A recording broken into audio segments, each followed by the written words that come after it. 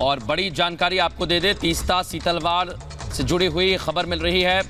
हलफनामे में गुजरात एसआईटी ने दावा किया है। दावा क्या किया है ये हम आपको बता देते हैं। हलफनामे में तीस्ता सीतलवाड़ को फंड मिला है। एसआईटी ये दावा करती है। अहमद पटेल को लेकर भी एक बड़ी बात कही गई है और ये दावा किया गया है कि 30 लाख का फंड दिया गया था। गुजरात सरकार को अस्थिर करना था। पूरा का पूरा मकसद जो था वो यही था कि गुजरात सरकार को अस्थिर कर दें। गोधरा कांड के बाद साजिश रची गई थी।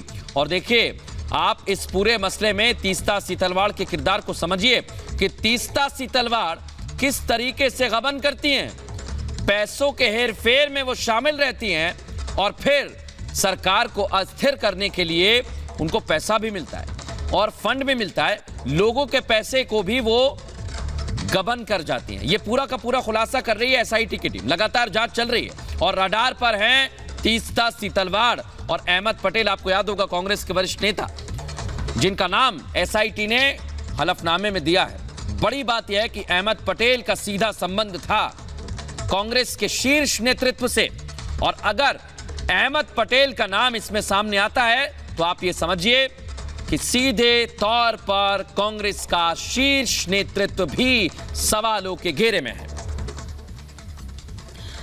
तो जैसा कि 2002 में गुजरात सरकार को अस्थिर करने के लिए ये आरोप लग रहे हैं कि कांग्रेस से फंड मिला था तीस्ता सीतलवाड़ पर, जो कि कार्यकर्ता है उन पर ये आरोप लग रहे हैं कि फंड मिला करता था। और नाम सामने आ रहा है अहमद पटेल का भी।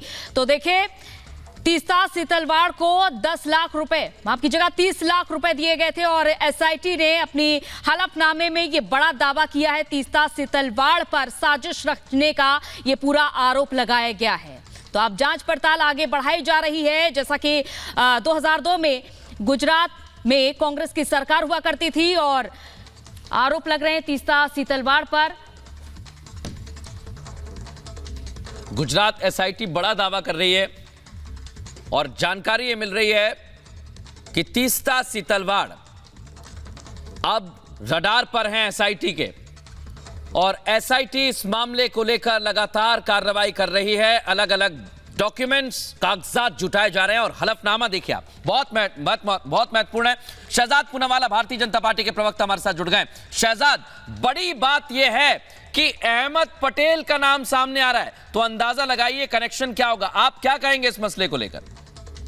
देखिए, ये हमेशा से साबित हो चुका है कि किस प्रकार से तीस्ता सीतलवाड़ के पीछे जो हाथ था वो पूरे हैंडीक्राफ्ट इंडस्ट्री के पीछे, जो industry of hate and propaganda था, उसके पीछे हाथ कांग्रेस पार्टी का ही हाथ था।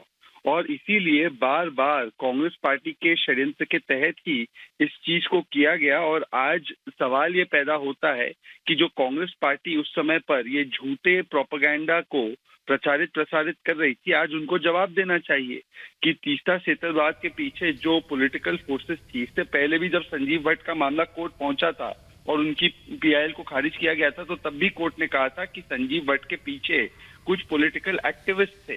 तो ये पूरा का पूरा एक महागठबंधन था, कुछ ऑफिसर्स का, कुछ एनजीओस का, कुछ मीडिया के लोगों का और कांग्रेस पार्टी के लोगों का, जो आज साबित हो रहा है।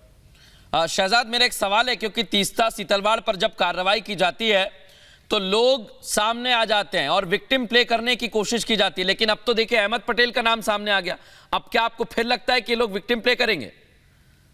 देखिए, अफसोस की बात यह है कि जब भी कानून की कार्रवाई होती है, और सुप्रीम कोर्ट ने कहा है कि जो भी लोग इस पूरे के पूरे षड्यंत्र के पीछे थे, जो 16 वर्षों तक इस पॉट को बॉइलिंग रख रहे थे अल्टीरियर डिजाइन के लिए, आज उन पर कार्रवाई होनी चाहिए, ये सुप्रीम कोर्ट ने कहा है। तो आज विक्टिमहुड कार्ड नहीं, आज बताना चाहिए कि किस प्रकार से गुजरात के 2002 के विक्टिम्स पर राजनीति करते हुए किस प्रकार से कुछ लोगों ने फायदे के लिए, अपने इकोनॉमिक फायदे के लिए और पॉलिटिकल फायदे के लिए, पॉलिटिकली एक चीफ मिनिस्टर को टारगेट करना, एक स्टेट को टारगेट करना और पूरे भारतवर्ष की छवि को टारगेट करने के लिए एक कुत्सित प्रयास किया और आज उसका भांडाफोड़ हो रहा है। शहजाद, अहमद पटेल का नाम सामने आया है, कांग्रेस पार्टी से आप क्या कहना चाहते हैं? क्या कार्रवाई करनी चाहिए, जांच करनी चाहिए? क्योंकि हर मसले को लेकर कमेटी बना दी जाती है, समिति बना दी जाती है जांच की, क्या इस मसले को लेकर भी बननी चाहिए? नहीं, देखिए, एक बात तो स्पष्ट है कि अहमद पटेल हो या जो भी हो, वो जो भी हो रहा था वो कांग्रेस पार्टी के प्रथम परिवार के इशारे से ही हो रहा था, क्योंकि आपको याद होगा मौत का सौदागर और जो भी बातें कही गई वो बिल्कुल। कांग्रेस पार्टी के प्रथम परिवार ने ये अनर्गल और झूठे और जहरीले आरोप लगाए। तो कहीं ना कहीं आज प्रथम परिवार को जवाब देना होगा कि क्या गुजरात की छवि बदनाम करने के लिए इस पूरे षड्यंत्र को हवा दी गई, और गुजरात की छवि, गुजरात के लोगों की छवि बदनाम करने के लिए जो षड्यंत्र था, बिल्कुल, आज उसका पर्दाफाश हो चुका है। आज पर्दाफाश हो गया। बहुत धन्यवाद शहजाद हमसे बात करने के लिए। भारतीय जनता पार्टी लगातार इस मसले को लेकर हमलावर है और सीधे सवाल पूछा जा रहा है कांग्रेस पार्टी के शीर्ष नेतृत्व से।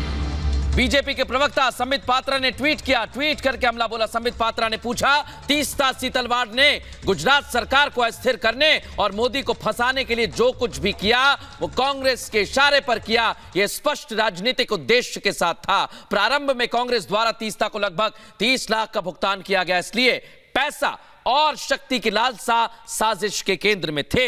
यानी तत्कालीन केंद्र सरकार जो कांग्रेस की सरकार थी उसने गुजरात सरकार को अस्थिर करने की कोशिश की, ये दावा करते हैं संबित पात्रा।